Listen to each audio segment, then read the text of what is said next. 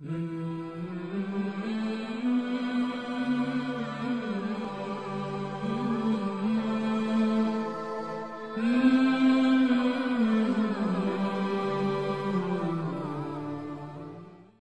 besar yang kita bahas adalah mencari pendapatan tapi dengan tujuan untuk sombong dan berbangga-bangga. Beranjak daripada hadis Nabi SAW, saudaraku seiman, hadis ini dinukil oleh Al-Mundhiri dalam kitab At-Targhib Tarhibnya dan dikuatkan oleh Syekh Albani dengan disahihkan hadis ini dengan sanad sahih di ghairihi dalam kitab Sahih At-Targhib Tarhib. Tepatnya disebutkan dalam kitab jual beli di nomor hadis 1692. Hadisnya berbunyi dari Ka'ab bin Ujrah radhiyallahu anhu. Beliau mengatakan marra 'alan nabi sallallahu alaihi wasallam rajulun. Ada seseorang yang sempat melewati Nabi sallallahu alaihi wasallam. Fara'a ashabu Rasulillah sallallahu alaihi wasallam min jaladihi wa nasyatihi. Dan para sahabat Nabi melihat kerja kerasnya orang itu dan semangatnya. Karena dia sampai keringatan, dia memikul barang-barang dagangannya, dia berusaha untuk bekerja dengan semangat. Faqalu, maka para sahabat Nabi berkata, "Ya Rasulullah, wahai utusan Allah, lau kana hadza fi sabilillah." Andai saja orang yang seperti ini, yang semangat luar biasa untuk mencari pendapatan, bekerja keras sampai keringatan, memikul barang-barangnya, itu dihitung seperti orang yang berada di jalan Allah. Maksudnya mendapatkan pahala. Faqala Rasulullah SAW, maka Nabi SAW bersabda, in kana kharaja yas'a ala waladihi sigharan fahuwa fisabilillah.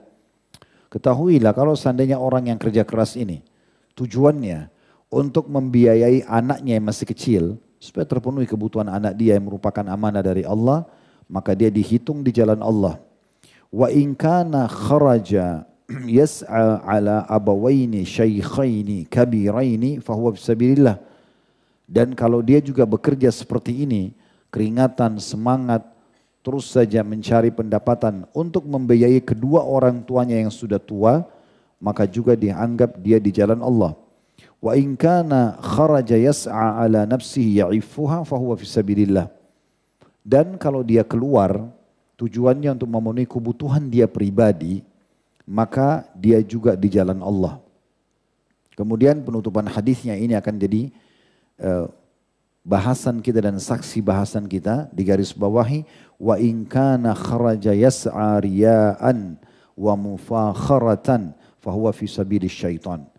Tapi kalau seandainya orang seperti ini keluar mencari pendapatan, tujuannya untuk riya, untuk pamer, dan juga sombong, fahuwa fi sabilis syaitan, maka orang ini berarti berada di jalan syaitan.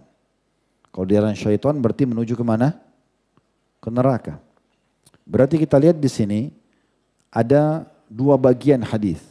Kalau orang itu bekerja, tujuannya mencari nafkah untuk dirinya, untuk anaknya, untuk orang tuanya, tentu kalau anak masuk dalamnya adalah juga istri, dia membiayai kebutuhan-kebutuhan ini semua dari rezeki halal, maka itu pahalanya sangat melimpah. Tapi kalau dia cari pekerjaan, jabatan, pendapatan, semua ini tujuannya untuk riya, pamer, ya, pamer kekayaan, pamer jabatan, atau mufakharatan, sombong, menganggap remeh orang lain, maka berarti dia berada di jalan syaitan yang berarti akan membawanya menuju ke jalan neraka. Berarti ada dua bagian. Kalau bekerja ya, untuk keluarga, untuk diri kita, dan tujuannya hanya itu saja, sampai ajal datang, maka semuanya pahala. Tapi kalau dia keluar, cari jabatan, pekerjaan, justru untuk berbangga-bangga, justru untuk sombong dan menjatuhkan orang lain, maka dia berdosa. Nah, saksi bahasan kita adalah penutupan hadis ini. Baik, kita akan bahas teman-teman sekalian, kajian kita ini bermula dulu dengan bagaimana gambaran Islam tentang seharusnya seseorang muslim itu bekerja. kerja keras mencari pendapatan. Apakah memang ada motivasi dalam Islam yang berhubungan dengan masalah ini? Apakah itu akan dinilai pahala di sisi Allah Subhanahu wa taala? Jawabannya iya. Dan Islam sangat membenci pengangguran, malas, ya, mengemis. Semua itu dilarang dalam Islam. Semua itu dilarang dan terlalu banyak dalil-dalil syar'i yang berhubungan dengan masalah ini. Akan kita sebutkan beberapa statement kaum salaf berhubungan dengan masalah itu. Tapi kita akan mulai dalil tentang masalah pentingnya seseorang itu bekerja, terutama kaum laki-laki. Karena kita memang disuruh mencari rezeki untuk bisa memenuhi kebutuhan kita. Bermula dari surah Al-A'raf ayat 32, di mana Allah Subhanahu wa taala berfirman, "Kul man harrama zinatallahi allati akhraja li ibadi wat thayyibati minar rizq." Qul hiya lilladina amanu fil hayatid dunya khalisatan yaumal qiyamah. Al-ayah. Artinya, katakan hai Muhammad, siapakah yang berani mengharamkan atau melarang apapun yang Allah sudah keluarkan untuk hamba-hambanya nikmati, makanan, minuman, ya, pendapatan, rumah, kendaraan, pakaian. Siapa yang mengatakan itu haram? Sementara Allah sudah siapkan untuk perhiasan bagi hamba-hambanya dan juga thayyibat minar rizq. Semua yang bagus-bagus, yang berkualitas selama halal boleh dinikmati. Maka Allah mengatakan, katakanlah pendapatan-pendapatan seperti itu menikmati sesuatu yang halal untuk orang-orang beriman di dunia dan juga orang kafir akan mendapatkan di dunia, namun di akhirat khusus untuk orang-orang beriman saja. Jadi orang beriman, kalau mereka bekerja mencari nafkah, mereka bisa nikmati di dunia, mereka makan makanan yang enak, minum minuman yang enak, pakai pakaian yang nyaman, kendaraan, rumah, segala macam. Islam tidak pernah batasi pendapatan penganutnya. Boleh dia menjadi orang paling kaya, orang yang paling tinggi jabatannya, orang yang paling bagus prestasi di lembaga pendidikannya, boleh saja. Tidak dilarang, selama itu halal. Gitu ya. Dan dia bisa nikmati di dunia, di akhirat juga, kalau dia niatkan itu, bukan untuk sombong, akan menjadi sumber pahala dan derajat yang tinggi di surga. Maka Allah mengatakan, katakanlah itu untuk orang-orang beriman di dunia dan di akhirat khusus untuk mereka saja akan mendapatkan balasan yang sempurna di surga nanti. Kemudian juga Allah Subhanahu wa taala memerintahkan kita agar mencari rezeki, menyebar di muka bumi, terutama bagi kaum laki-laki dalam surah Al-Mulk ayat 15. Huwallazi ja'ala lakumul arda dhalulan famshu fi manakibiha wa kulu min rizqi wa ilaihin nusyur. Dialah Allah yang telah menjadikan untuk kalian bumi layak untuk dipijaki, ditinggali, diambil hasilnya, dicocok tanami, dibangun atasnya. Maka makanlah dari rezeki yang bisa didapatkan di sana dan ketahuilah kalian akan kembali kepada Allah. Juga dalam surah Jum'ah ayat 10. Allah Subhanahu wa taala berfirman, "Fa idza qudiyatis salatu fantashiru fil ardi wabtaghu min fadlillah wadhkurullaha katsiran la'allakum tuflihun." Kalau sudah selesai salat Jumat, kata Allah, atau selesai salat, maka menyebarlah di muka bumi. Bukan salat Jumat saja ya, semua salat, kalau sudah selesai salat, menyebarlah di muka bumi untuk mencari karunia Allah dan ikutkan kegiatan kalian itu banyak mengingat Allah. Artinya hati-hati dengan lupa kepada Allah yang terjerumus pada yang haram. Agar kalian termasuk orang-orang yang beruntung. Nabi SAW bersabda dalam hadis yang masyhur riwayat Bukhari, "Li'an ya'khudha ahadukum abhulah." Ketahuilah seseorang di antara kalian wahai kaum muslimin mengambil potongan-potongan tali bersamanya. Thumma ya'til jabal. Lalu dia mendatangi gunung. Thumma ya'ti bihizmatin min hatab. Kemudian dia mengambil potongan-potongan kayu kering, ranting kering. Fayabi'aha. Kemudian dia menjualnya. Dia mengikat dengan tali tadi yang dia bawa. Lalu dia pikul di pundaknya. Dia bawa ke pasar, dijual. Fayastagni bithamaniha. Kemudian dia mulia. Bisa memenuhi kebutuhannya dari nilai jual ranting kering itu. Khairun lahu min an yas'alan nas. Akan lebih baik baginya daripada dia mengemis kepada orang. A'tauhu au mana'u. Baik orang-orang memberikan atau orang menolaknya. Dan kita lihat bagaimana statement banyak sekali di antara salafus salih. Saya ingin mulai dengan penyampaian yang disampaikan oleh Luqman Al-Hakim alaihi salam. Ini seorang nabi, walaupun beliau tidak masuk dalam hitungan 25 nabi dan rasul, tetapi disebutkan dalam Al-Quran namanya surah Luqman, ada Luqman ya. Luqman alaihissalam berkata kepada anaknya dalam satu riwayat, Ya bunayya, wahai anakku, istagni bil kasbil halal. Selalu cari pendapatan halal. Jangan pernah malas, jangan pernah mengemis. Bekerja, cari pendapatan, tapi halal. Fa innahu maftakara ahadun illa asabathu ihda thalathu khisal. Karena tidak ada orang yang meninggalkan pendapatan bekerja yang halal itu kecuali dia akan ditimpa salah satu dari 3 permasalahan. Yang pertama kata Luqman, rikkatun fidinihi, lemah agamanya. Orang yang tidak punya pendapatan, malas, pengangguran, agamanya lemah. Bisa dibeli ya, dengan sebungkus makanan, dengan pakaian, pindah agama. Agamanya lemah. Tapi di saat kita punya pendapatan, punya pekerjaan, agamanya kuat. Maka yang paling pertama musibah yang datang kepada orang yang malas dan tidak punya pendapatan, lemah agamanya, lemah keyakinannya. Yang kedua, kata beliau, au dha'fun fi aqlihi, atau akalnya lemah. Akal juga bisa lemah. Lihat orang-orang yang pengangguran itu, bertahun-tahun pengangguran, cuma nunggu pemberian orang, mengemis pada orang lain. Dia tidak akan punya banyak ide. Kaku, vakum, gak bisa buat apa-apa. Kalaupun diajak diskusi, otaknya tidak akan bisa berpikir. Karena memang dia tidak bergerak, tidak berusaha. Duduk di pinggir jalan, hanya sibuk dengan meja caturnya, dan bertahun-tahun begitu terus. Ngobrol, yang penting minum kopi, 1 gelas cukup, gak masalah. Sama temannya tidak bekerja, bahkan kadang-kadang ganggu orang. Saya tidak tinggung siapapun, ini saya cuma kasih contoh secara umum. Ya.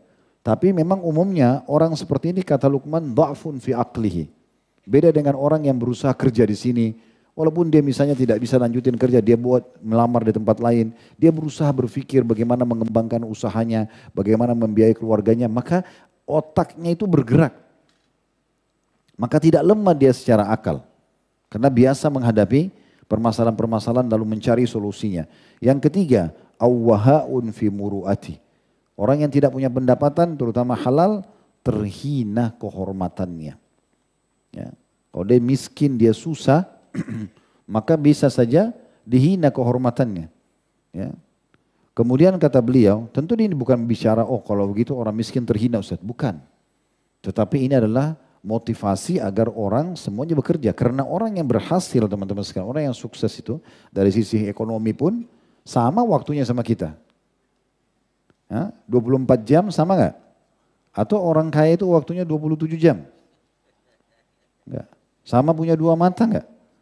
Sama punya 2 tangan, 2 kaki, sama lahir dari rahim seorang ibu, sama bernafas juga dari hidung. Mereka enggak punya ekstra hidung di kepalanya supaya bisa nafas lagi tambahan enggak. Kenapa mereka bisa, kenapa kita enggak bisa? Al-malas. Ya. Karena malas, enggak mau berkembang. Terus saja mau begitu. Jadi bisa terhina, ya. Dan kata beliau, wa a'zam min hadza, yang lebih parah daripada itu. Bagi orang yang tidak mau mengelola pendapatannya atau mau mencari pendapatan tambahan supaya dia bisa lebih mulia, istighfafun nasu bihi. Orang akan anggap remeh. Apa kata Umar? Ini kata Umar bin Khattab radhiyallahu anhu, statement yang sangat menarik dari bahasa beliau. Beliau mengatakan, inni la'ara ar-rajula fayu'jibuni syakluh. Saya pernah lihat orang, saya kagum dengan penampilannya. Oke banget penampilannya. Tampan, bersih, berwibawa. Kata Umar, فَإِذَا سَأَلْتُ عَنْهُ فَقِيلَ لَا عَمَلَ لَهُ سَقَطَ مِنْ عِينِ. Tapi pada saat saya tanya, ada kerjaannya enggak? Ada bisnis yang dia kembangkan enggak? Ada kreativitas yang dia lakukan untuk punya pendapatan? Kalau dikatakan tidak ada, maka jatuh dia dari mataku. Enggak punya penilaian. Ya. Begitu juga diingatkan oleh Qais ibn Asim rahimahullah pada saat beliau mau wafat, seorang ulama di masanya, Dia mengumpulkan anak-anaknya sambil dia memberikan nasihat begini. Alaikum bil mali wastina'ah. Kalian harus mencari pendapatan, punya harta, ya, dan mengelolanya dengan baik. Fa innahu mambahatul karim. Karena dia adalah sumber yang baik. Punya pekerjaan, punya pendapatan, mulia. Wa yustagna bihi 'anil laim, dan menyelamatkan dari kehinaan. Wa iyyakum wal mas'alah, dan jangan pernah buka pintu mengemis. Fa innahu akhiru kasbar rajul. Karena dia adalah pendapatan terakhir bagi seseorang. Kalau betul-betul usaha kita sudah bangkrut, kita nggak bisa lagi makan pada hari itu kecuali minta, maka di saat itu kita minta. Dan perlu teman-teman tahu, terutama kaum laki-laki di sini. Ya, Nabi SAW dalam banyak hadis, beliau yang mulia, beliau melarang umatnya terutama dari kalangan laki-laki itu untuk meminta sesuatu selama masih punya bekal makan walaupun 1 kali sehari. Kalau kita masih punya bekal untuk makan sehari nggak boleh ngemis. Mau kerja, cari pendapatan mulia, bukan ulurin tangan. Dan ingat hadis Nabi SAW, tidak ada orang yang membuka pintu afaf kemuliaan. Dia mau punya pendapatan tapi dari hasil kerjanya, kecuali Allah bukakan pintu kekayaan. Dan tidak ada orang yang membuka pintu mengemis, minta-minta sama orang, kecuali Allah akan bukakan pintu kemiskinan. Ya, ini jelas sekali dalilnya. Sa'id bin Musayyib rahimahullah, seorang ulama tabi'in juga berkata, la khaira fiman la yatlubul mal. Tidak ada penilaian positif dan baik bagi seseorang yang tidak bekerja mencari pendapatan. Malas, pengangguran, gak boleh dinilai baik. Ini kata Sa'id bin Musayyib. Ini ulama besar kalangan tabi'in, muridnya Abdullah bin Umar radhiyallahu anhu. Kalau antum baca Sa'id bin Musayyib, ini ulama besar. Beliau mengatakan tidak ada kebaikan bagi orang yang tidak cari pendapatan. Yaqdi bihi dainah, yang dia bisa bayar utang-utangnya dari pendapatan itu. Wa yasunu bihi 'irdah, dia jaga kemuliaannya, ya, nama baiknya. Wa yaqdi bihi thimamah, memenuhi kebutuhan-kebutuhannya. Wa in mata, kalau dia mati, taraka mirasan liman ba'dah, dia bisa tinggalkan warisan buat anak cucunya. Selama hidup terpenuhi, meninggal juga tinggalkan baik untuk anak cucunya. Ya. Jadi pendapatan itu luar biasa dalam Islam. Ya. Saya pernah menyusun teman-teman sekalian sebuah tema. Tema itu saya judulkan Islam dan Kekayaan. Di situ kami sebutkan 40 alasan secara agama kenapa kita harus punya pendapatan. Kenapa kita harus mengejar menjadi orang yang mampu dan punya pendapatan. Dan banyak sekali syariat Allah Subhanahu wa taala yang berhubungan dengan masalah pendapatan. Ya, itu mungkin ada pertemuan tersendiri. Kemarin sempat kalau tidak salah tablik akbar waktu itu ya, kita di Jawa Timur. Dan itu insya Allah sudah diangkat di YouTube kami, bisa lihat Islam dan Kekayaan. Cukup banyak sekali. Ya, di antaranya haji, zakat. Itu kan memang dikatakan bagi yang mampu. Tapi jangan antum mengatakan, oh saya kan tidak mampu. Udahlah, saya nggak usah pikirin zakat. Gak apa-apa, saya jadi mustahik aja terus penerima zakat. Enggak, antum harus dobrak diri antum. Harus kapan saya bisa menjadi muzaki, saya mengeluarkan zakat. Jangan terus menerima dari orang. Mohon kepada Allah dan berusaha. Dan seorang penyair Arab mengatakan, manjadda wajad. Yang berusaha pasti akan dapat. Ini penting sekali untuk digarisbawahi. Begitu juga dengan haji. Jangan bilang, oh saya tidak mampu jadi nggak usah pikirin haji. Enggak, targetkan bagaimana sebelum meninggal harus bisa haji. Dan innamal a'malu binniyat. Allah akan balas sesuai dengan niatnya. Kalau antum niat, ya sudahlah saya nggak mampu, nggak usah pikirin zakat, nggak usah pikirin haji. Ya sudah sesuai dengan niat antum. Enggak, saya harus haji, saya harus zakat, saya harus maju, saya harus punya perusahaan, saya harus bisa biaya keluarga saya harus begini dan begitu. Allah kasih nanti. Innamal a'malu binniyat, semua sudah dengan itu. Udah deh saya bekerja begini, pendapatan saya 2 juta, udah gini aja deh, enggak apa-apa sampai tua. Ya udah dikasih sampai tua begitu. Kan? Baik, selanjutnya Nabi SAW sendiri dalam riwayat Imam Ahmad memerintahkan kita semua agar berlindung kepada Allah Subhanahu wa taala dari kefakiran, kekurangan, keterhinaan. Kata beliau dalam hadis yang sahih ini, ta'awwadhu, selalu minta perlindungan kepada Allah minal fakri, dari kemiskinan, wal killati, kekurangan, wadzillati, dan keterhinaan. Keterhinaan. Dan beliau mengingatkan juga ya dalam hadis yang lain riwayat An-Nasa'i, Allahumma inni a'udzubika minal ju'. Ya Allah, aku berlindung kepadamu jangan sampai aku kelaparan. Maksudnya tidak punya pendapatan. Fa innahu bi'sal daji', ya artinya karena itu adalah seburuk-buruk keadaan.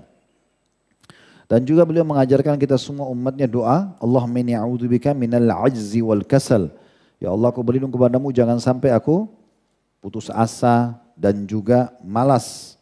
Wal jubni wal bukhul. Aku pengecut, jadi pengecut dan juga pelit. Wa ghalabati daini wa qahri rijal, dan dikuasai, terlilit utang dan dikuasai oleh orang-orang. Umar bin Khattab radhiyallahu anhu pernah satu kali teman-teman sekalian beliau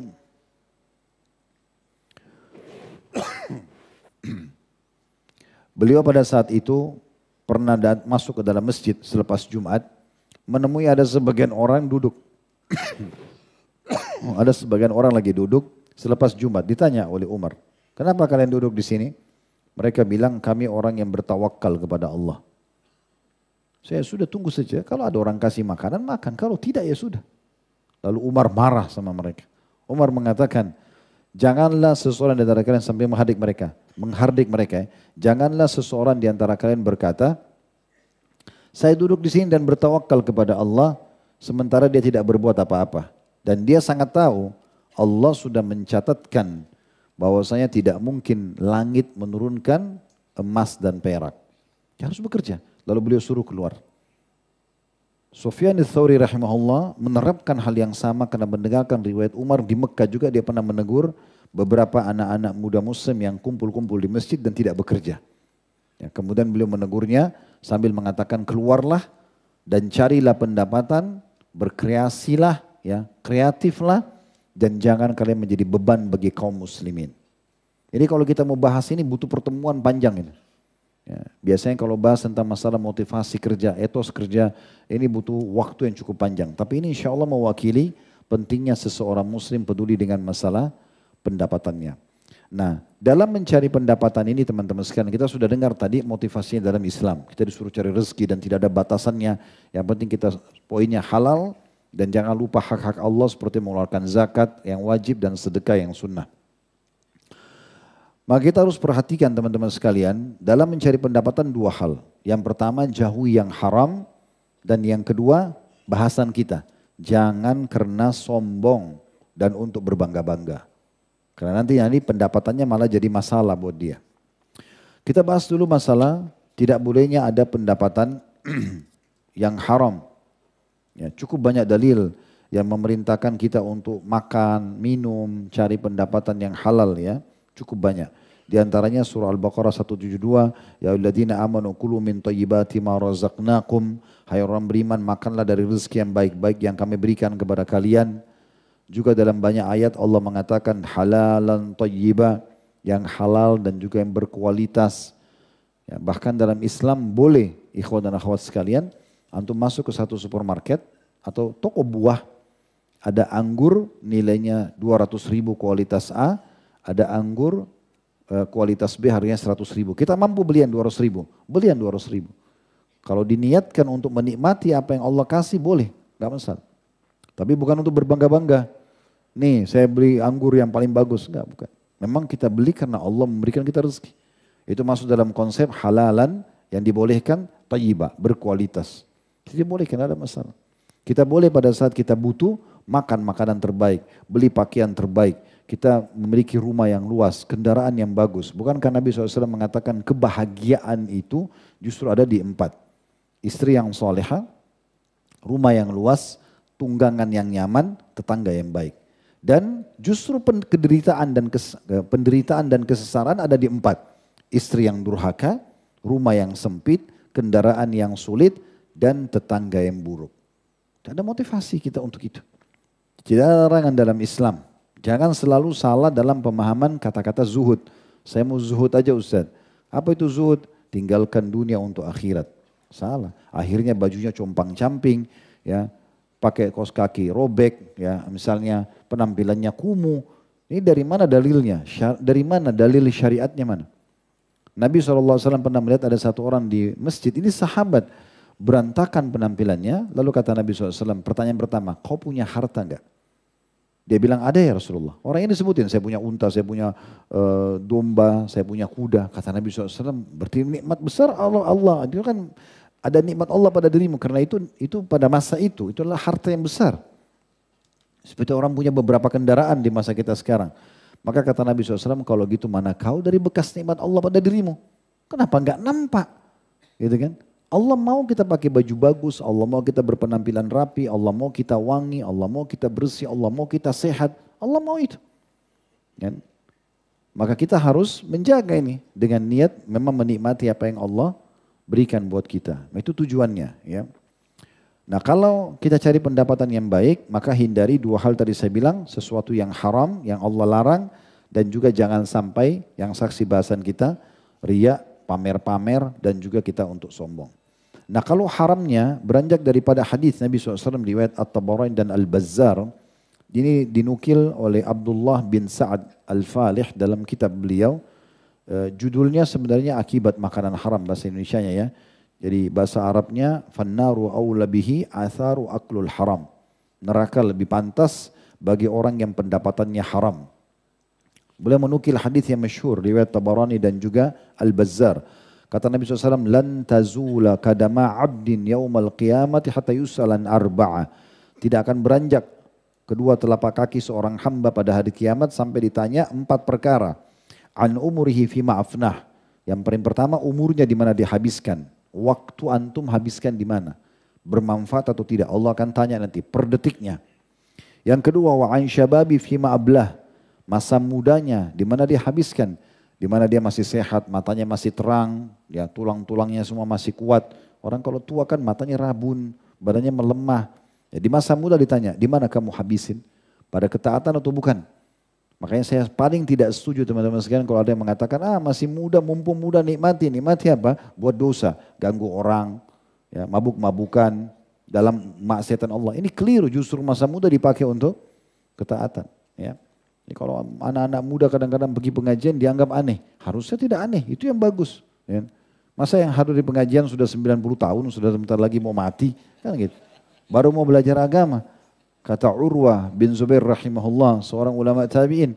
Tidak ada seseorang yang paling buruk saya pernah lihat dibandingkan orang tua bodoh dalam agama. Mana dia dari masa mudanya. Nanti tua baru mau baca Quran? Enggak, sekarang mumpung masih muda. Yang ketiga, ini yang jadi saksi bahasan kita, wa an malihi min aina iktasaba wa fima anfaqa.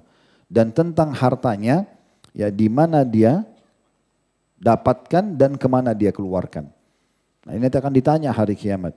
Saya pernah jelaskan, saya ingatkan kembali. Jadi dalam pendapatan harta ini ada 4 manusia, 4 golongan manusia. Yang pertama yang paling baik, sumbernya halal dikeluarkan pada yang halal.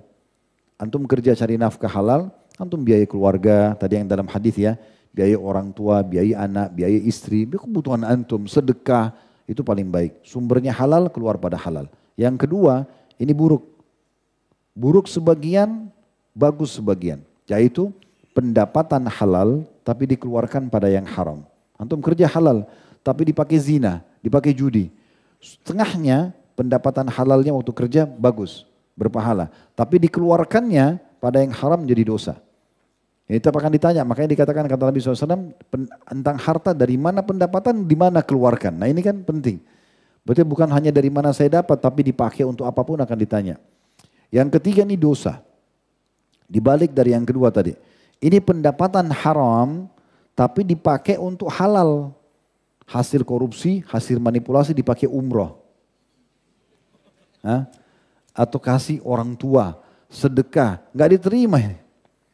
Dalam sebuah hadis kata Nabi SAW, tidak ada seseorang hamba yang bersedekah dari harta haram kecuali akan menambah hukuman Allah padanya.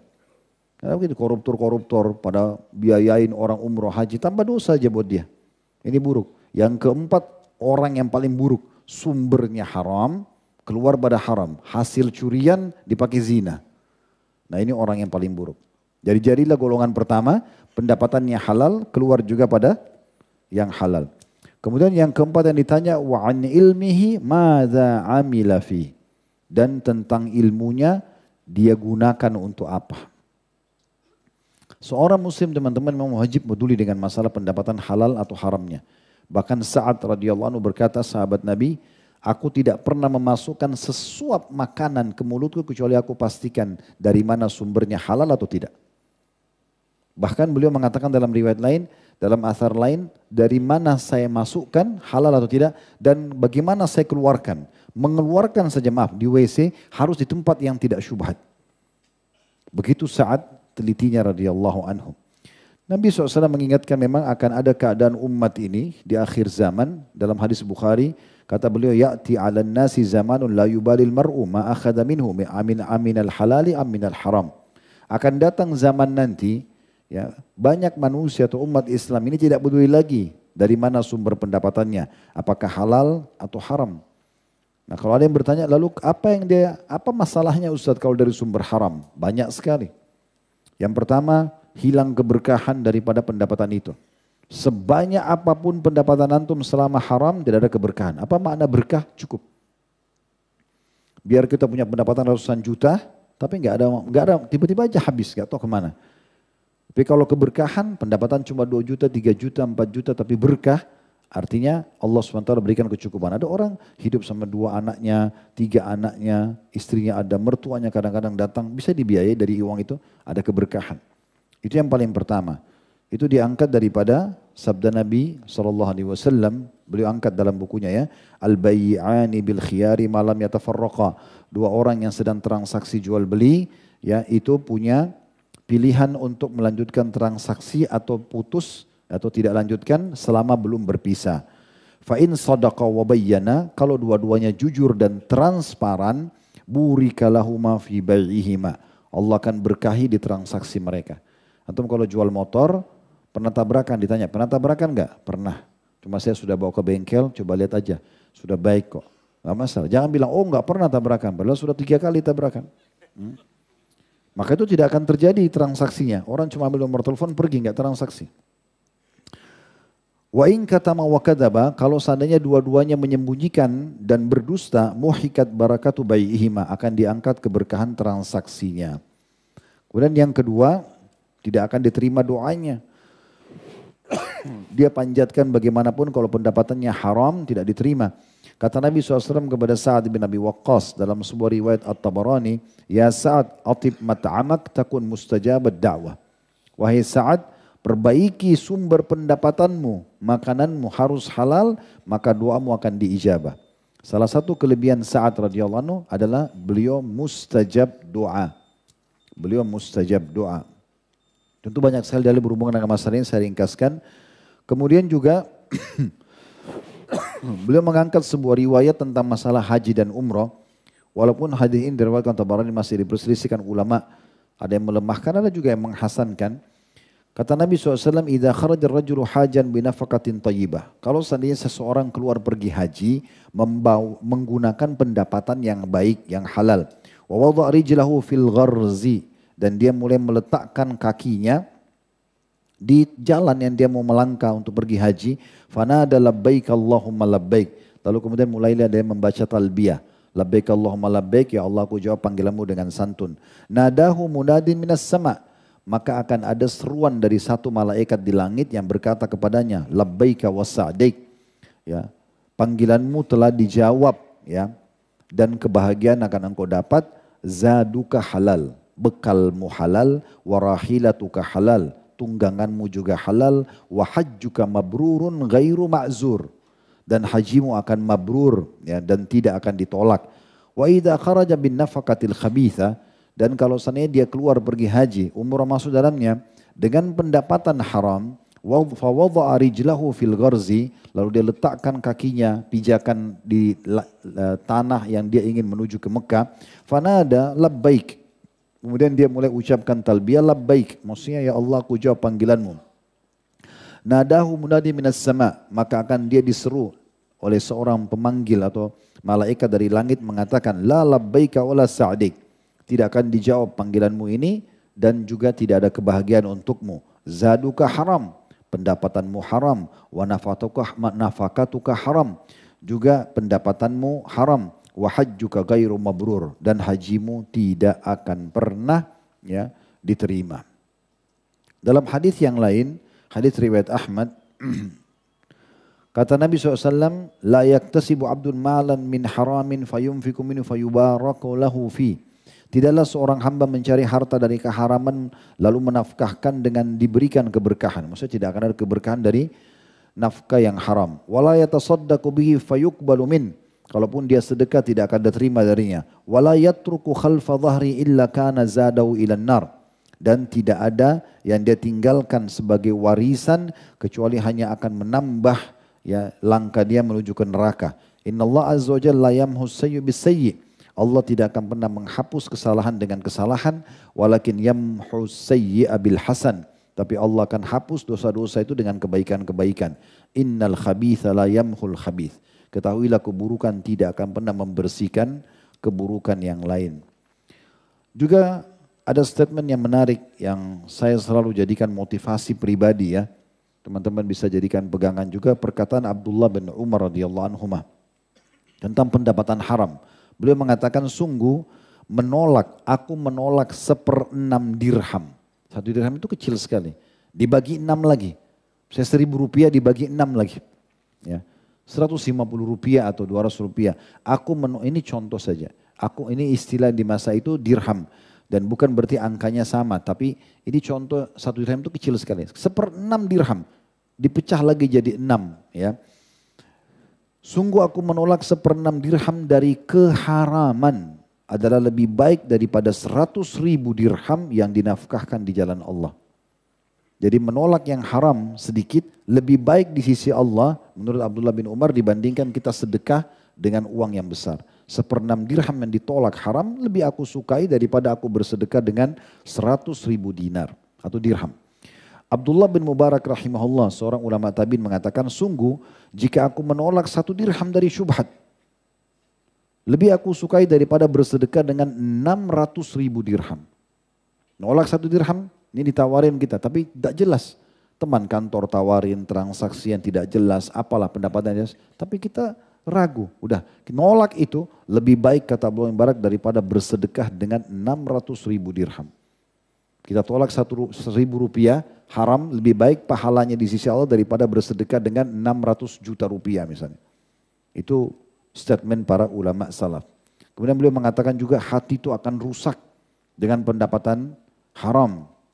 Imam Ahmad pernah ditanya, bagaimana caranya agar hati bisa lunak? Mudah tersentuh. Kalau diingatkan gak boleh akhi, gak boleh ukhti, ini haram, jangan dilakukan. Lakukan ini karena ini baik. Bagaimana hati bisa lunak, bisa menerima itu? Beliau mengatakan dengan pendapatan yang halal. Jadi kalau ada masalah ini, rumah tangga sering ribut suami istri, anak nakal. Salah satu faktor yang harus kita teliti adalah sumber yang mereka makan halal atau tidak. Itu permasalahan. Jadi kalau halal itu, subhanallah harta halal tidak akan merusak apapun. Bahkan harta halal, biar antum lupa handphone antum satu tempat. Kalau itu halal, akan antum temukan kembali. Dengan izin Allah SWT akan kembali selama itu halal. Kalau itu haram biar kita simpan baik-baik, bisa Allah punya cara menghilangkannya.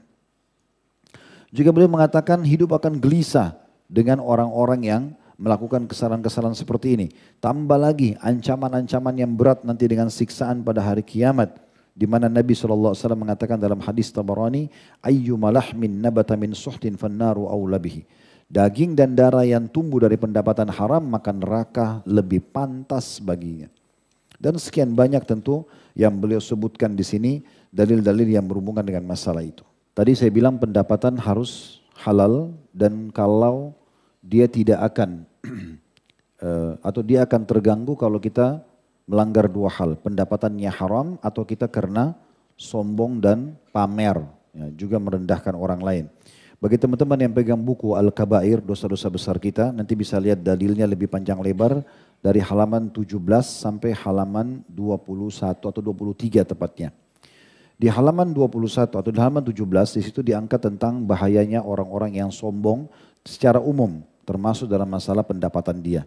Jadi kalau Allah kasih kita pekerjaan, jabatan, mobil, rumah, apalah kelebihan fisik, kita selalu mengatakan alhamdulillah Allah amanahkan, alhamdulillah Allah berikan. Dan selama kita ditanya oleh orang berarti tidak masuk dalam masalah riya ya.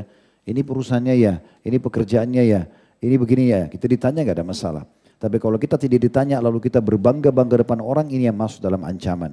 Perhatikan surah An-Nisa ayat 36, Allah mengatakan innallaha la yuhibbu man kana mukhtalan fakhura. An-Nisa 36, sesungguhnya Allah tidak suka orang-orang yang sombong dan membangga-banggakan diri. Dalam surah Luqman ayat 18, innallaha la yuhibbu kulla mukhtarin fakhur. Sesungguhnya Allah tidak menyukai setiap orang yang sombong dan juga suka membangga-banggakan diri. Dalam An-Nahl ayat 29, fala bi'sa mathwal mutakabbirin. Sungguh sangat buruk tempat orang-orang yang menyombongkan diri itu. Dalam hadis Nabi SAW, la yadkhul jannata man kana fil qalbi mithqala dzarratin min kibir. Tidak akan masuk surga orang yang dalam hatinya ada seperti biji sawi dari kesombongan. Kemudian faqala rajul, salah satu laki-laki berkata, ya Rasulullah, innar rajula yuhibbu an yakuna thawbuhu hasanan wa na'lu hasan.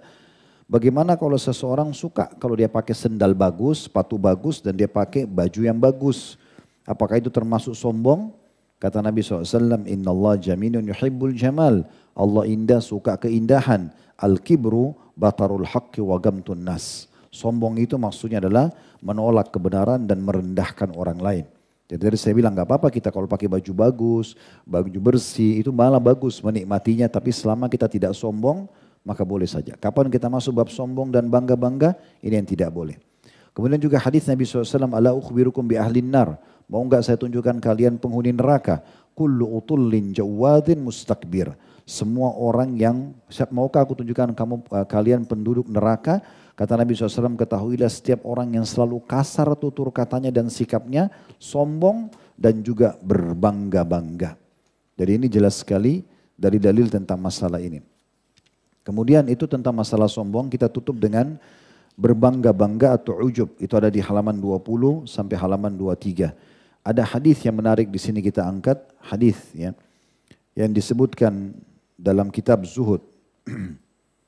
Yaitu kata Nabi SAW, diriwayat tentang Abdullah bin Mas'ud, beliau mengatakan al-halaku fithnain. Kebinasaan pasti akan terjadi pada dua. Al-kunut, putus asa, tidak mau lagi melanjutkan prestasinya, wal-ujbu, dan berbangga-bangga. Terakhir dalilnya teman-teman sekalian yang ingin saya angkat adalah yang diangkat oleh beliau penulis dalam halaman 22.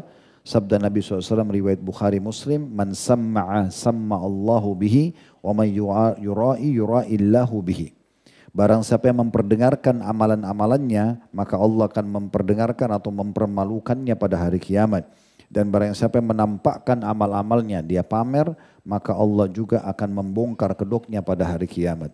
Karena kita tadi sudah bilang mencari rezeki itu adalah sesuatu yang halal. Maka dan kalau kita niatkan karena Allah akan jadi pahala, berarti dia ibadah. Nah, kapan seseorang menodai itu dengan justru berbangga-bangga dan sombong, maka berarti dia akan masuk dalam bab dosa tentunya. Baik, kita tutup dulu dengan sholat isya, baru kita buka tanya jawab insya Allah. Subhanakallah.